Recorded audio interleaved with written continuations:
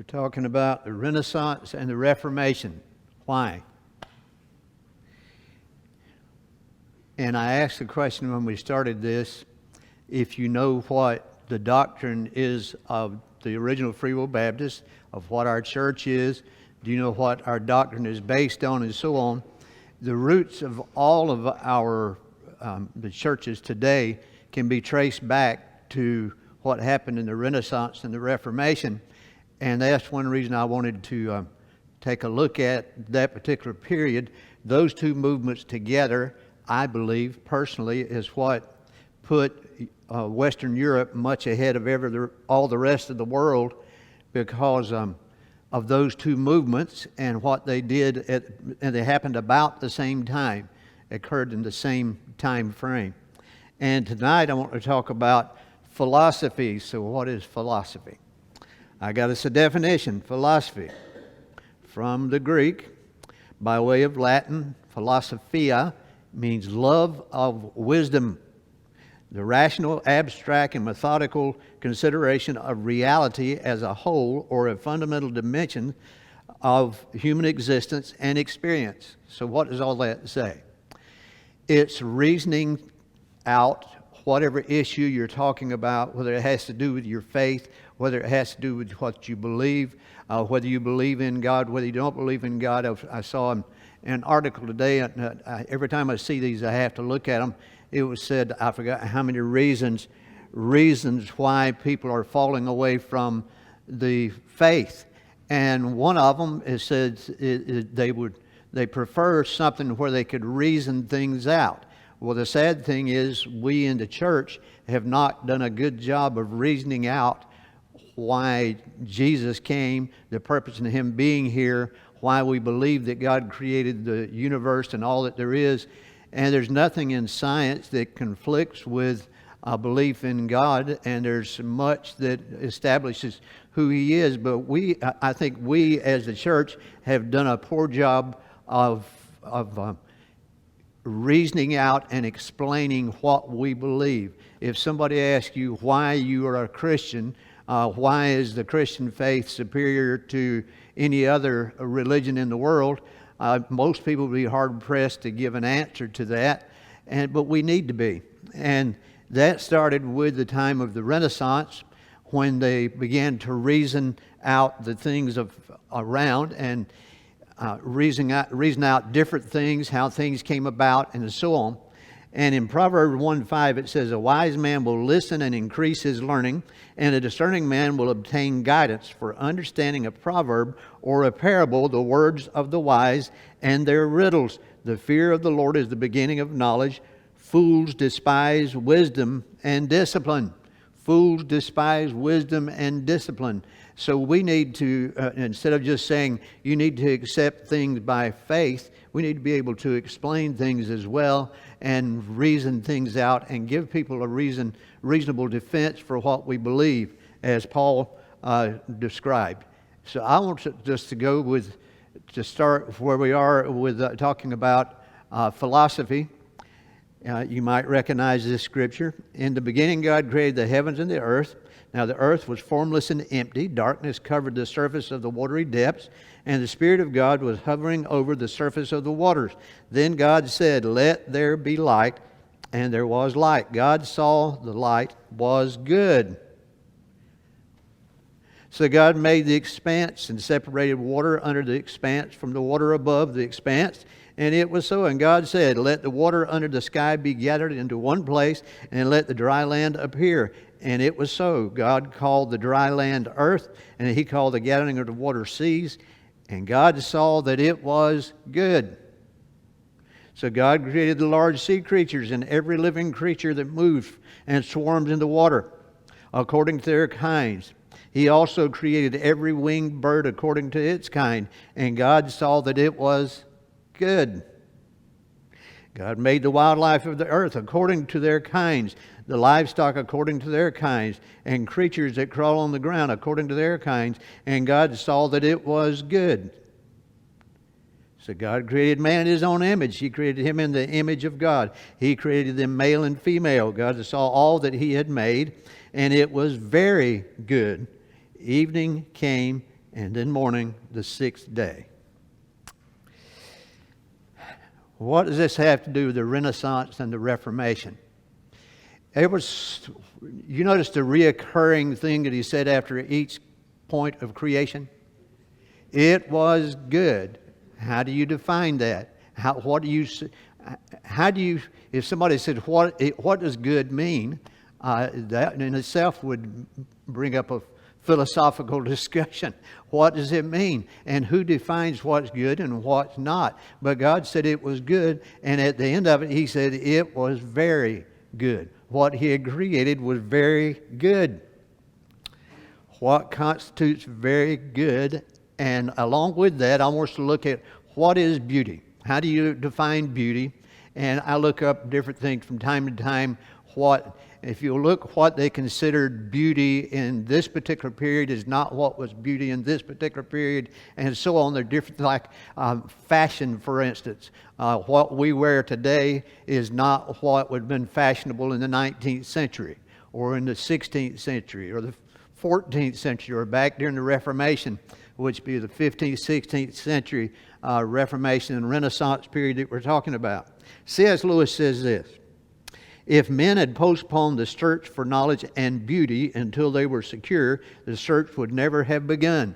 It wouldn't have happened at all if you wait until you're totally secure. So here we are, we're talking about what is good, what is beauty. Margarita Mooney Clayton. This is a quote. I long thought beauty was irrelevant to the intellectual life and our life in common. I had little understanding of how to connect my intuitive love of beauty to growth in the theological virtues of faith, hope, and love, and in the cardinal virtues of prudence, justice, temperance, and courage. So all of those, she's saying, I never thought about my interpretation and what I see as beauty in reference to these things.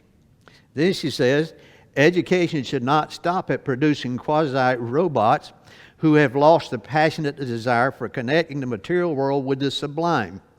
A good education reveals to students how things work and also guides them to perceive the beauty behind all things that points to the logos or logos, depending on whichever way you want to pronounce it.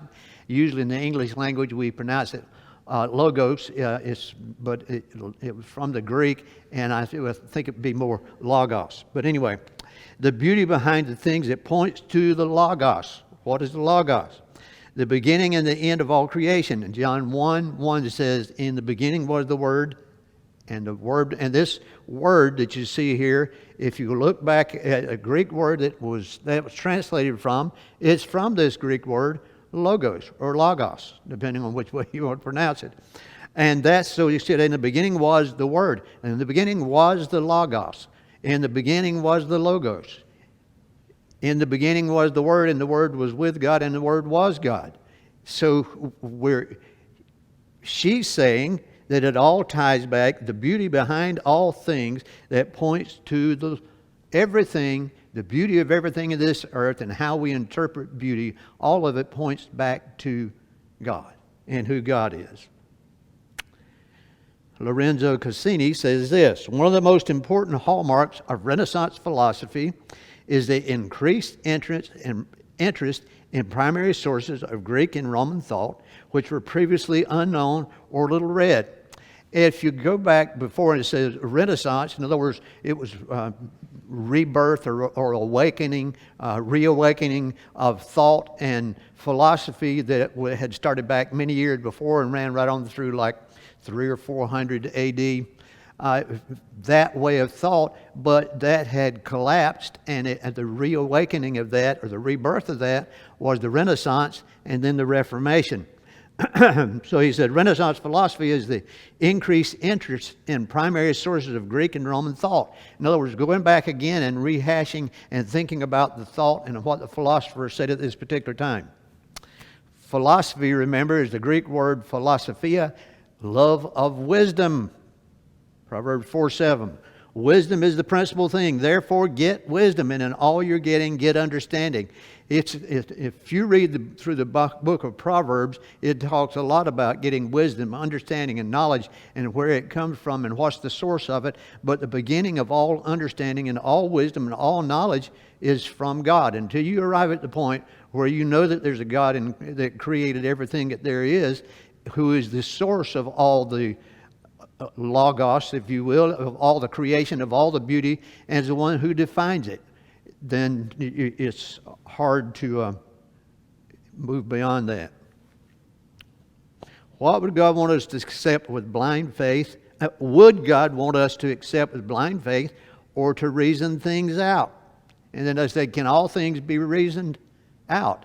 And the answer is no, they can't. But again, we as Christians too often have expected people to accept things by blind faith without us being able to reason out our belief. When an atheist can give you more reasons why God doesn't exist than you can give why He does exist, then you need to brush up a little bit. Acts 17-16. While Paul was waiting for them in Athens, we're answering this question of does God want us to reason? And we'll see how Paul handled this situation. While Paul was waiting for them in Athens, his spirit was troubled within him when he saw that the city was full of idols. So he reasoned. It didn't say he accepted things by faith. He believed it. So he reasoned in the synagogues with the Jews and with those who worship God, and in the marketplace every day with those who happened to be there. Then also some of the Epicurean and the Stoic philosophers argued with him. Some said, "What is this pseudo-intellectual trying to say?" So here he is, he's reasoning with the Jewish people who believe in God, and he's reasoning with the other people, and it mentions the two groups in particular, the Epicureans and the Stoics. So I decided that might be a good idea for us to define who these people were. Epicureanism and Stoicism are very different philosophies with some key similarities and differences. Epicureanism advocates the pursuit of pleasure, while Stoicism advocates the control of emotions and the use of reason. Both philosophies focus on living a good life, but they approach in different ways. So sometimes you can get so tied up in your philosophy and in your reasoning that you can get way away from the truth. And by them, you see the Epicureans and the Stoics, both, Paul was reasoning with them. He was arguing with them. He was discussing with them. He was reasoning things out with them. But yet they were two different ideologies and two different beliefs. Hedonism is tied very much to Epicureanism, where you believe the pursuit of pleasure is the ultimate there is in life. In the hedonistic philosophy, Epicureanism is very close to that. Stoicism just believes that you don't experience. It's almost like Buddhism came out of Stoicism in some respects, because they believe that nirvana is the state where you experience no joy and no sadness, no happiness and no sorrow. You experience nothing at all. And I can't think of anything that would be less perfect than that. When Paul encountered the culture in Athens, how did he handle the situation with the Epicureans and with the Stoics and with the Jews? Did he just say, God exists, we know it exists because we have the Bible, which he only has the Old Testament at that time, you have to accept these things by faith? Was that what he said? Or did he reason with them? Did he discuss with them? Did he talk with them and reason out what he believed in relation to what they did? So Acts 17:22. Then Paul stood in, and I love this particular occurrence here. Then Paul stood in the middle of the Areopagus and said, "Men of Athens, I see that you are extremely religious in every respect." You notice he didn't attack them for what they were believing in all their false gods, and he didn't come out and he didn't say, I want to preach Jesus to you. He didn't do any of that. He said, "Men of Athens, I see that you are extremely religious in every respect. For as I was passing through and observing the objects of your worship, I even found an altar on which was inscribed, 'To an unknown God.'" Therefore, what you worship in ignorance, this I proclaim to you. So what was Paul doing? What did he do with these people in Athens? He didn't attack their beliefs. He didn't attack any of that. He didn't try to get them. He said, here, I'm going to read this to you from the scriptures and tell you who Jesus is in relation to that, because that's not a way that they would have understood his reasoning. Now, with the Jews, maybe so, because they were familiar with what we call the Old Testament, the Torah, and so on. But what he did was he reasoned with it. He said, I see you even have an altar here to the unknown God. That's the one I want to talk to you about. The one that you don't know about. So he used reason. So if he used reason, should we? Yes. Renaissance philosophy, this is historian Richard Evans, was a period of dramatic cultural and intellectual transformation in Europe, which began in the 14th century and lasted until the 17th century. During this period, a new humanist approach to knowledge emerged, which was characterized by an emphasis on individualism, critical inquiry, and the appreciation of classical antiquity.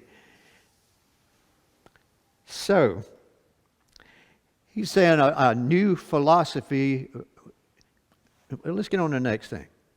The Renaissance seems to have given new birth to philosophical thought. In other words, not only are you going back to what was thought, what was philosophy before, but they're taking that and building on it.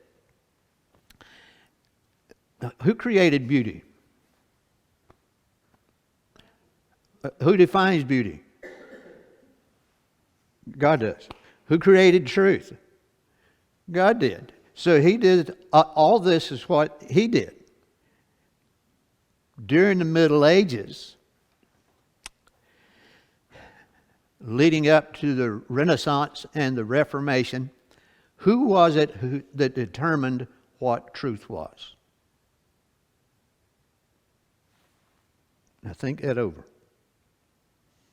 Sarah Roller says this: the church in the medieval ages was seen as an intermediary between God and the people, as well as an idea that clergy were the so-called gatekeepers to heaven, filled people with a combination of respect, awe, and fear. So what they saw as truth was defined for them by the church. Is that a good thing or bad thing? Now look at this. This is the same lady, Sarah Roller. A power vacuum in Europe. No monarchy arose or rose to fill the space left. Instead, the medieval church, with the fall of the Roman Empire, we're talking about, the medieval church began to grow in power and influence, eventually becoming the dominant power in Europe, although this was not without struggle. Like the Romans, they had their capital in Rome, and they had their emperor, the Pope. In other words, the Pope was final authority. Diana mentioned to me when we were riding home last Wednesday night that I shouldn't have been so hard on the Catholics last week or week before last, but I wasn't trying to be hard on the Catholics. And the popes that I pointed out were the ones that were leading up to the period of the Reformation. Not only was there a Reformation, was a Protestant Reformation, but shortly after that, there was a Reformation within the Catholic Church. So the Catholic Church you see today is not like it was back during this period when the Renaissance and the Reformation took place. It was a different time, and the church was the one you looked to for everything. Look at this. This is a continuation of what she says. Rituals involving certain incantations and spells, eating or displaying certain types of vegetables, performing certain acts, or wearing a certain type of charm. All pagan practices with a long history continued to be observed alongside going to the church. Veneration of the saints, Christian prayer, confession, and acts of contrition. So what happened and what was occurring with, quote, the church? You had faith, you had truth, and you had error, and you had all of it growing up together, and the people were practicing their superstitions as well as practicing and going to the priest and listening to the Mass, participating in the Mass and listening to what the Pope had to say and what the priest had to say, and what they understood as truth is what they were hearing there. So was that a problem? Why was the Roman Catholic Church so powerful in the Middle Ages? Definition of Catholic is of or relating to or forming the church universal. In other words, the universal church. The Roman Catholic Church was the church. There wasn't anything else. There wasn't any Presbyterians or Free Will Baptist or Southern Baptist or Missionary Baptist or Methodist. There wasn't even any different factions. There was this church, which was the church, which happened to be the Roman Catholic Church of that day. So they defined everything that was to be truth.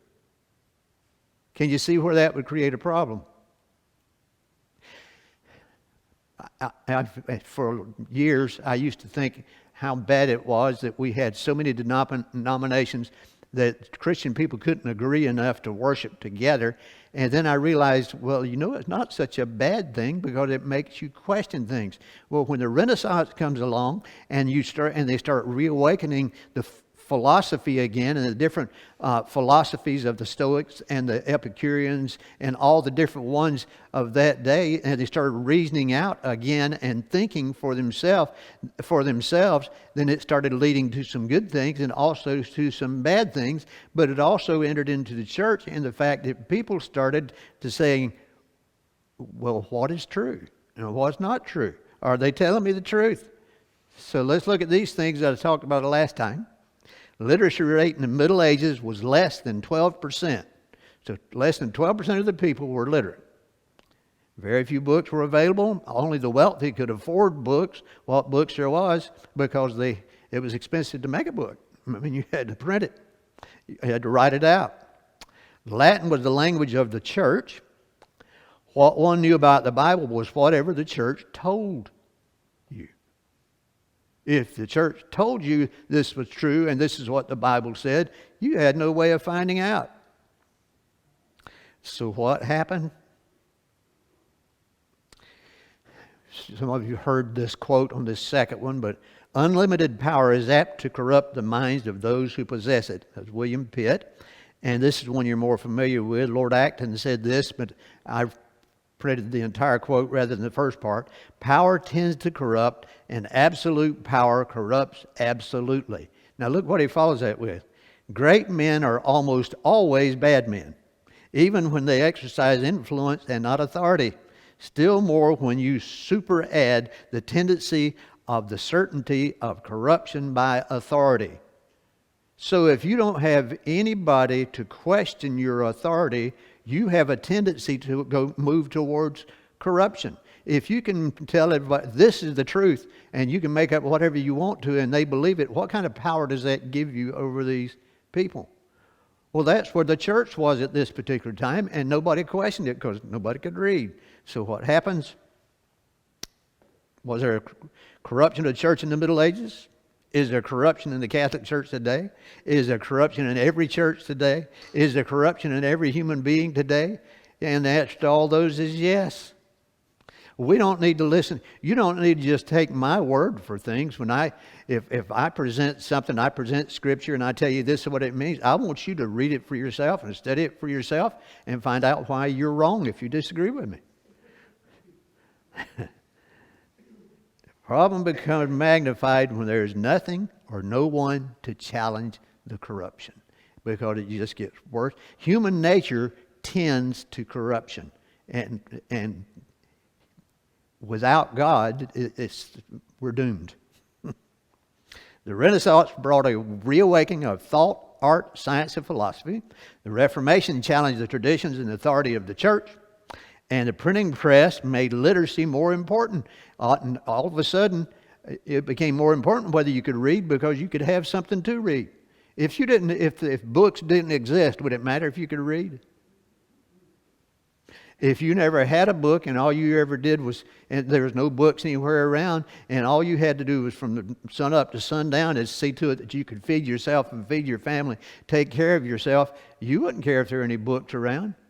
But the printing press made it available and made it where you could. And all of that, notice all that's coming along about the same time. The printing press came along about the same time as the Renaissance and the Reformation. And this knowledge could be, you could share this knowledge and you could read. And that's the reason Martin Luther could question what the church was saying, because naturally he could read. And he invited other people to do the same. Classical texts lost to European scholars for centuries became available. This included philosophy, prose, poetry, drama, science, a thesis of the arts, and early Christian theology. Humanist philosophy meant that man's relationship with humanity, the universe, and God was no longer the exclusive province of the church. You didn't have to trust somebody else to tell you what the truth was. You could read it, research it yourself. You could sit down and discuss things together. You could reason things out together. And sometimes that's good and sometimes that's bad. People think now they've gotten smarter than God and that they don't need God and therefore God doesn't exist. When you get at that point, you have problems. So I want to use something for the remainder of our time here this evening to get a demonstration of what this created. And it's Renaissance Art, a Cultural Revolution. And this is Master Class, who I got this quote from. The Renaissance was a period of great social and cultural changes in Europe. From the late 14th century to the end of the 16th century, artists explored new techniques to create a realistic style of painting known today as Renaissance art. So a picture's worth 1,000 words, so here's you 1,000 words. This is a Renaissance painting. And this shows you how you can look at this, and this artist has created depth. He has created realistic-looking people doing realistic-looking things. This wouldn't be realistic today because we don't dress like this today. But they did back then, and this is what that it fostered in this particular movement with the Renaissance, and they were trying to make things look more real and look more realistic. You might recognize this lady over here. She's fairly famous. This painting you probably haven't seen, but you look at the two of these, they're not just posing. It's like they're either talking together, walking together, or whatever, but it creates a realism in their art. How about this one? This is Michelangelo. This is supposed to be Mary, and this is supposed to be Jesus after he was crucified. Look at you can see the muscles in his arm. This is carved out of a piece of rock. Back in the 15th century. It's when this 15th, 16th century when they were doing this. You can see the muscles in his arms. You can see the ribs up here in his rib cage. You can see how real he looks. Look at the folds in her outfit here. Everything about it looks so realistic, and he carved it out of a piece of rock. Who taught him how to do that? But they were trying. But their goal was to make things look real and natural. Here's another painting. I don't know what this is depicting. I probably could find out and probably should. But you can still see, you see the looks on their faces and the way the people are responding and the way the things are happening in the background. And again, you can see the depth in the painting. They created something out of this, and it's not like they went to the local college or to the university and studied art, but they created. Do you recognize this? The Last Supper. And the realism, the way they look real, the way the background, everything looks real. They're trying to create things to portray realism. Now, we get into the 20th century. I think we need another Renaissance. Now they're thinking about it when they say, the art world says, this is a great piece of art. If you don't see it, it's because you don't understand art. It's no, I have eyes and I have a brain, and I can tell you that's a mess. There's nothing artistic about that. And here's another one. This is a good one, right? Looks. I think a 4-year-old could do that. And people in the art world again would say, well, you just don't understand art. Yes, I do. I understand. Who defines beauty? God does. Who defines beauty for me? God and me. I determine what's beautiful. I'm telling you, that's not beautiful. That doesn't depict anything. And they say, you don't see the life and the animation in that. I said, no, I don't see that at all. How about this one? This was, they paid hundreds of thousands of dollars for that piece of rock and call it art. That's art. That piece of rock, that's art. If you don't understand that's art, then it's because you just don't understand art. Michelangelo would have taken that rock and carved it into something that looked like something. Don't get me wrong. Trees are beautiful. Rocks are beautiful. All this thing. But don't call this art. It's a piece of rock. God created that. And from that angle, you can find a lot. It's a big piece of rock. Now, this is the one that gets me the most of any of them. Does anybody recognize this? Have you seen it? This guy filled a jar with urine and hung a crucifix in it, took a picture of it, and had it blown up and sold it for $145,000. Now, let me tell you, the person who bought that is not an art critic or an art scholar. He's an idiot. If you took a picture of me and hung it in a jar of urine and took a picture of it, I'm not saying it just because it was Jesus. That's not art. I don't care who you are. That's not art. Think about it. Look at it. What is it artistic? He didn't make the crucifix. He bought it. He bought the jar. And where all he got all the urine, I'm not going to ask. I'm not interested. Some say it was all his that he collected of his own. I don't know. But the point is, that's not art. The Renaissance, during that period, they're trying to create real life looking art. Art that looked like reality. What is more beautiful than what God has created? $145,000.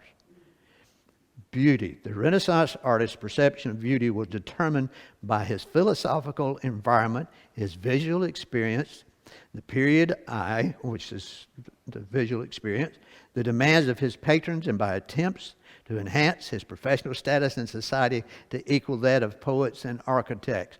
In other words, he was trying to create something that was beautiful. God saw that all he had made, and it was very good. Evening came, and then morning, the sixth day. It's impossible to, this is a quote, I didn't put it in quotation marks, I should have. It is impossible to separate the Renaissance and the Reformation. Nascent Renaissance, in other words, early Renaissance thinking, helped to bring about the Reformation, which in turn helped to bring about the full Renaissance. Men like Luther began to study the Bible for themselves rather than rely upon the authority of the church to tell them what the Bible said. I've mentioned this before, that I taught 3 classes, 3 different weeks at one time, and I used Scripture to prove predestination, and I used Scripture to prove you can fall from grace, and I used Scripture to prove once saved, always saved. What does that prove? You reason these things out, and a lot of things as these 3 different philosophies, this predestination, Calvinism, was born out of the Reformation. It was one of the earliest belief of the church. If you look at the church fathers of that day, back in the period of the Reformation, most all of them believed in predestination. They believed in the sovereignty of God to the degree that God could determine that you go into hell and there's nothing you could do about it, and you're predestined to that. Well, what can you do? What did the Renaissance and the Reformation foster? It fostered the thing that you can sit here and you can reason these things out together so that you can look at the truth of Scripture and see which side you want to fall on in this particular belief and what you want to believe. I don't get in arguments with people about once saved, always saved, you can fall from grace, or predestinated before the foundation of the earth. I don't get into arguments with people. If somebody will sit down and discuss it, we will. And that's what the Renaissance and the Reformation fostered. Another thing that the Renaissance did was, do you recognize this? It's Leonardo da Vinci. The medicine and findings about the human body came out of their curiosity of this period, and this is part of what he had, showing man and what man was and how man's movements. He did this one as well, and you can see the realistic look of this. And as they're looking at the realism of the perfection of what God made, then that led to later on being able to have different medical treatments and things that you could do. How was Tommy had his knee replaced? How did they know how to do that? Because they knew what was inside there. They knew about the bones in there, the muscles, and where to go in. Tommy would not have wanted me to do his knee surgery.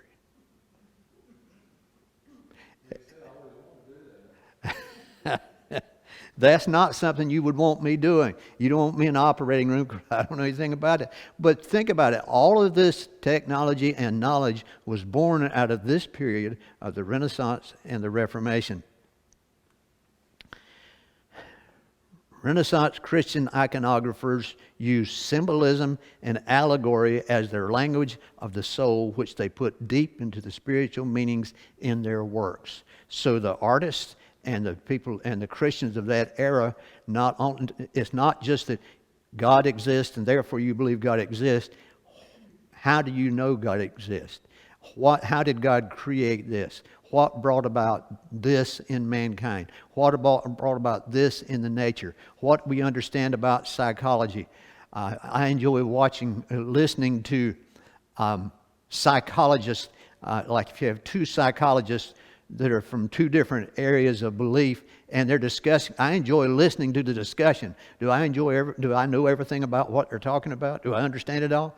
No, but it's interesting how they have gone to minute detail in analyzing our mind and our thinking and why we think like we think. And all this was born out of this particular period. Any questions or comments?